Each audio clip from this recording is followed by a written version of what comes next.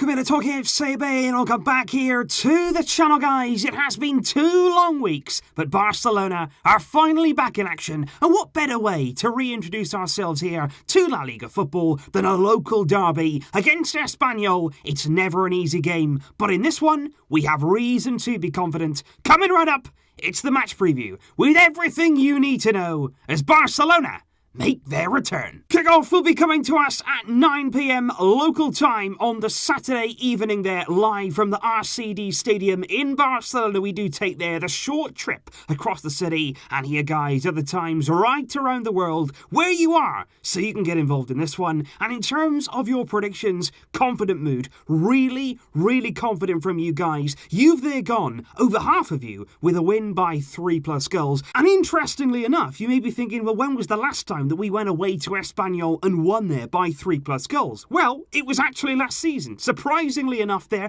Barcelona went away to Espanyol and won by 4-0 there in a demolition back in December. It'll be interesting to see whether we can replicate that sort of dominance in this game, in what should be a really good weekend of football, because elsewhere in La Liga, Sevilla will be in action there on the Friday night. They're going to be back in action a day earlier than the rest of the top 4. They're going to be playing at home tonight against Athletic Club. Meanwhile, on Saturday, 3 out of 3 of the big 3 in La Liga are all in action, because Real Madrid will begin 2020 with a really big test there, away to city neighbour Getafe, who are currently 6th in La Liga. That's not an easy game there for Real. And then in the game after that, Atletico Madrid will play host to Levante in their opening match of the new year. Atleti will be hoping to start with a win. And here you can see the league table as it stands going in to the next round of fixtures. Barcelona are the top there, 39 points. Real Madrid on 37, Sevilla on 34, and Atletico Madrid there in 4th place on 32. But when it comes to our neighbours Espanyol, things are very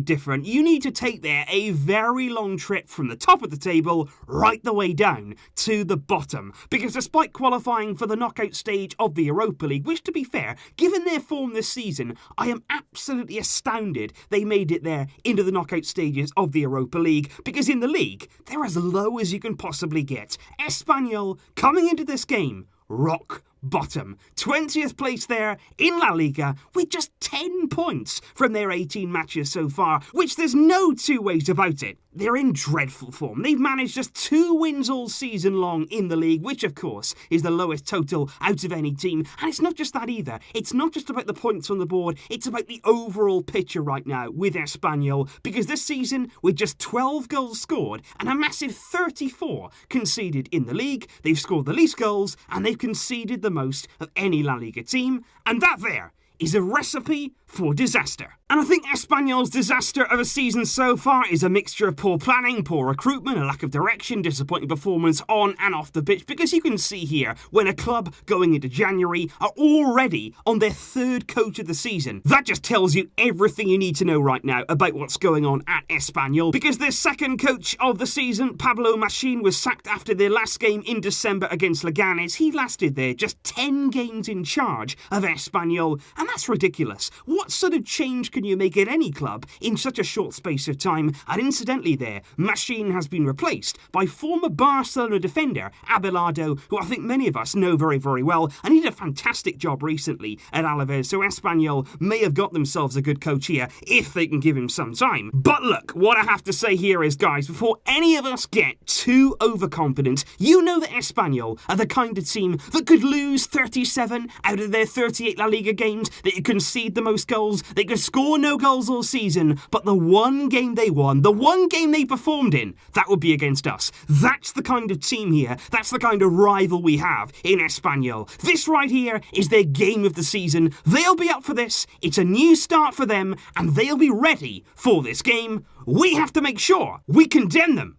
to more misery. And if we do indeed now move on to the side of Barcelona, where things are looking pretty good from our point of view. We're top of the league, not only just top, but also out on our own ahead of Real Madrid. And coming into this game here, we are now 10 games unbeaten in all competitions, 7 of those being wins, and we haven't lost a game since early November. So on the side of things there, things are looking pretty good. The mood is good, the confidence is good coming into this game, but you all know about when you're coming back into it. We've had a 2-week break here, the players players have gone away, they've had some downtime, they've relaxing, and now it's getting straight back in to that mentality and the mood you need in these kind of away games to get that result. We've got to plug ourselves in, we've got to get that intensity right from the word go here in a very, very difficult atmosphere. Barcelona, they have to be ready. And in the words of Ernesto Valverde, I want to talk now about some things that he said in the pre-match interview ahead of this one, because interesting here on our midfield options, he was basically asked there about Arthur Melo, about his injury, about his recovery, where we might expect to see him in the future, and he said we will see if Arthur can recover this time within the expected time frame. He said I would not like his injury to be like the previous season where it was something that went on for the entirety. If we have to wait a little longer for him to recover, we will wait. We need him at 100%. And that for me there is quite interesting words there on Arthur Melo. We know now he's been ruled out for yet another 3 weeks with this groin problem, but it's interesting that the Valverde talks about last season and basically says there that Arthur was carrying that issue all season long. Some sort of problem here that's been in the background for Arthur, that's been niggling away, and this time around we've got to make sure he gets over the injury, that he recovers. Will he be back in 3 weeks? We will have to wait and see. But it was interesting too to hear and talk there about the departure of Carlos Alenia and also there about the future of Arturo Vidal.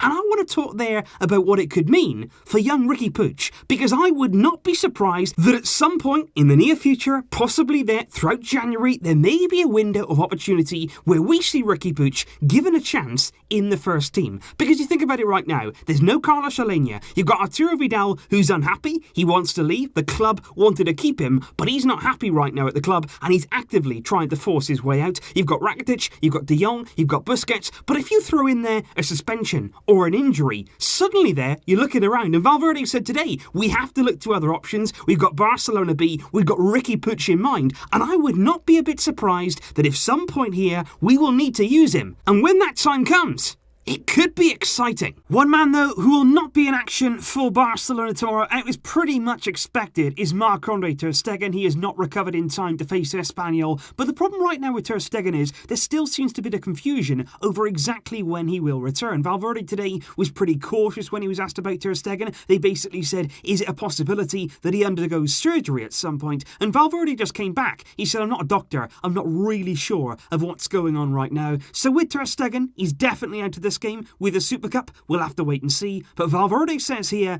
he's confident in Neto. We all believe in him, he said. Let's see him tomorrow, once again, in the colours of Barca. But if we move on now to the expected lineup from Ernesto Valverde going into tomorrow's game, and I would be very, very surprised here that we didn't see something very similar to this out there tomorrow. You've got Neto, of course, starting in goal. You've got Jordi Alba there at left back, Clement Longley and Gerard Piqué at the centre of defence. I think Sergio Roberto will keep his place there in the right back area. And then in midfield, like I say, you're not exactly blessed with an abundance of options right now. I think Busquets there will be in holding midfield. You've got Frenkie de Jong to give you some legs there in the midfield area, and Ivan Rakitic, I feel, is very, very likely there to start in this game. And then in the front three, you know it picks itself. Suarez, Messi, Griezmann. Valverde was asked in the pre-match interview, are they fresh? Are they ready? Have they been training? Have they got back in time? He said everything is fine. They've been training well. They're ready to go. And I think tomorrow, Griezmann, Suarez, Messi,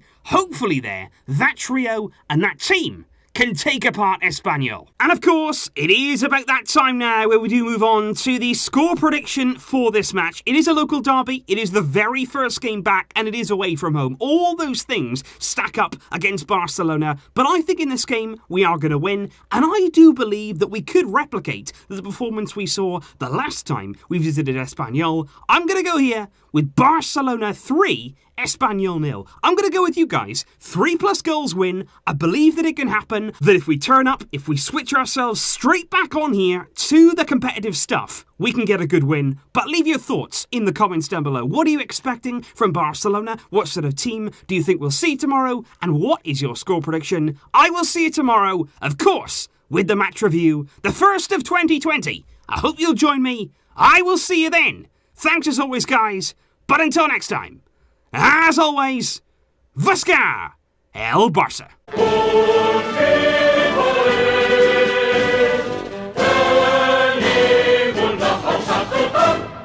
Barça, Barça.